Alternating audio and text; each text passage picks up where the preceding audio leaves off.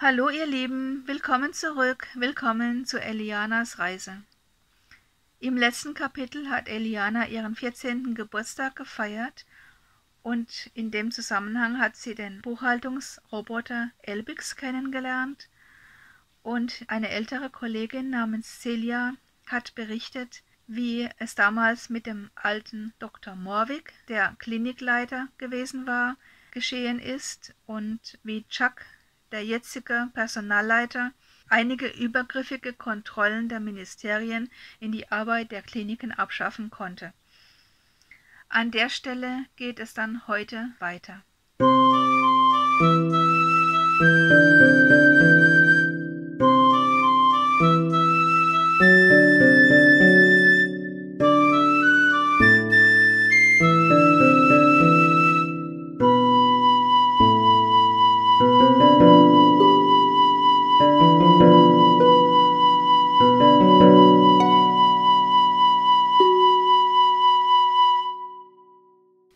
16. Kapitel. Aufgeschoben ist nicht aufgehoben. Der Sommer zog ins Land, und die Patienten kamen und gingen. Das Klinikum hatte im Gemeinschaftsbereich ein großes Freibad, wo es sich bei Temperaturen um bis zu 40 Grad im Schatten gut aushalten ließ. Es gab sowohl Bereiche mit mächtigen schattigen Bäumen als auch welche mit Liegestühlen und Sonnenschirmen. Letztere wurden vorwiegend vormittags fleißig genutzt, wenn es noch nicht ganz so heiß war. Natürlich mussten die Angestellten auch arbeiten, aber die eine oder andere Abkühlung zwischendurch war immer drin, solange der Laden lief und keine Aushilfen gebraucht wurden, um die Arbeit zu machen. Meist sah man draußen auch den einen oder anderen Solarroboter, der seine Zellen auflud. Daneben gab es auch eine ganz neue Art von elektronischen Helfern, die sich aus dem Magnetismus von Sonne und Erde speisten. Letztere vertrugen die pralle Sonne nicht so gut. Sie saßen oft im Schatten, um sich neu zu ionisieren, und man konnte sich dazusetzen und ganz passabel mit ihnen plaudern. Hin und wieder tauchte ein Neutroklon auf, um jemanden, der die Zeit vergessen hatte, zur Pflicht zu rufen oder um einen Notfall aus der Ambulanz zu melden, wo dann zusätzliche Hände benötigt wurden. Helvi und Eliana gingen oft an den Pool, wenn sie gleichzeitig Pause hatten.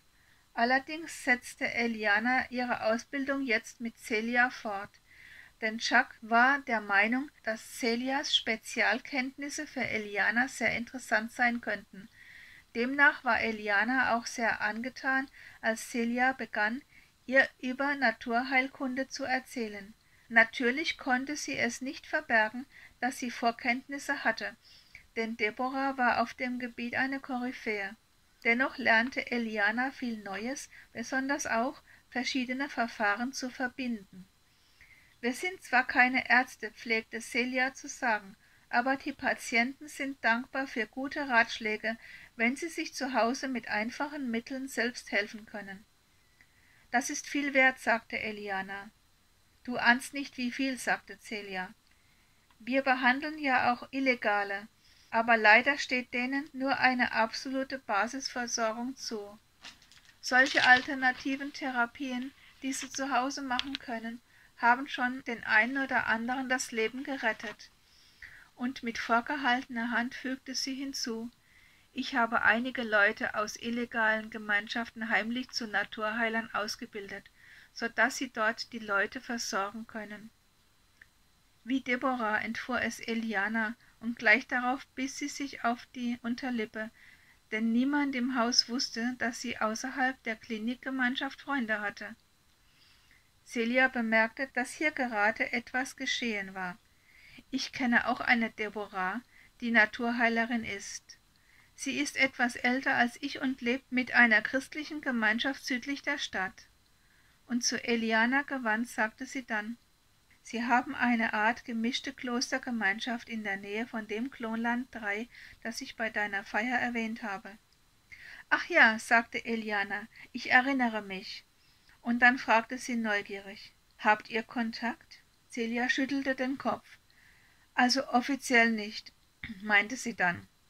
Nur über Vermittler. Irgendwie traurig, meinte Eliana. Das tut mir so leid. Ja, das ist so, sagte Celia bitter.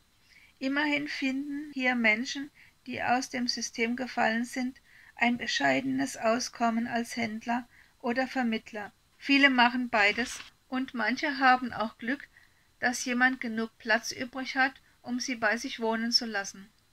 In dem Moment wurde Eliana mal wieder bewusst, wie gut es ihr ging. Sie vermisste ihre Freunde. Nun, das würde sich wohl nicht ändern lassen.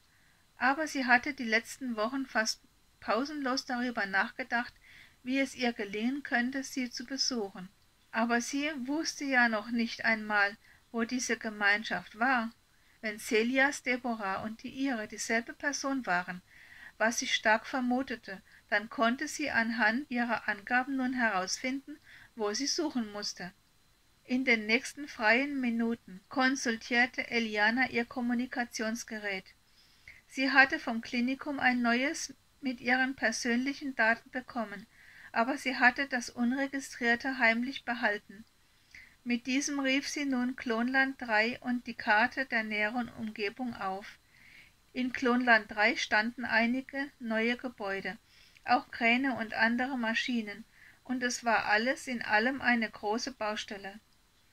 Da die christliche Gemeinschaft offiziell nicht existierte, war sie auch auf der Karte nicht verzeichnet. Eliana versuchte, das Haupthaus zu finden, aber es gab viele größere Gebäude, die sich ähnelten, und es gestaltete sich als unmöglich, das Richtige zu finden. Eliana legte frustriert das Kommi beiseite.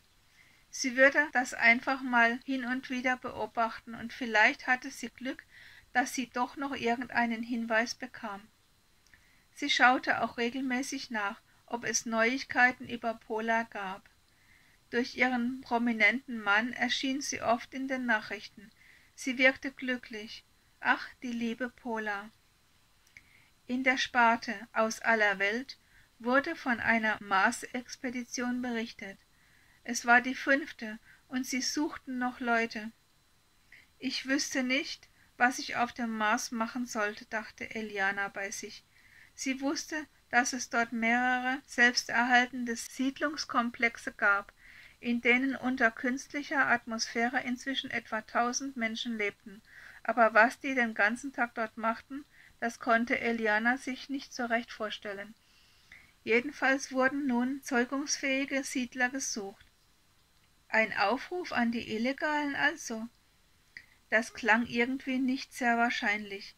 Nein, ich glaube, mir gefällt es auf der Erde doch besser, sagte Eliana schließlich, auch wenn ich mich hier keinem wirklich anvertrauen kann. Sie wusste noch nicht, wie sie es anstellen würde, aber eines war sicher, sie wollte ihre Freunde wiedersehen. Und während ihr Gehirn fieberhaft nach einer Lösung suchte, sank sie irgendwann erschöpft in einen tiefen Schlaf. Damit sind wir für heute am Ende des Kapitels angelangt. Vielen Dank fürs Zuhören und kommt gerne nächste Woche wieder dazu, wenn es weitergeht mit Elianas Reise. Bis dahin wünsche ich euch alles Gute, bleibt gesund und wir sehen uns. Ciao!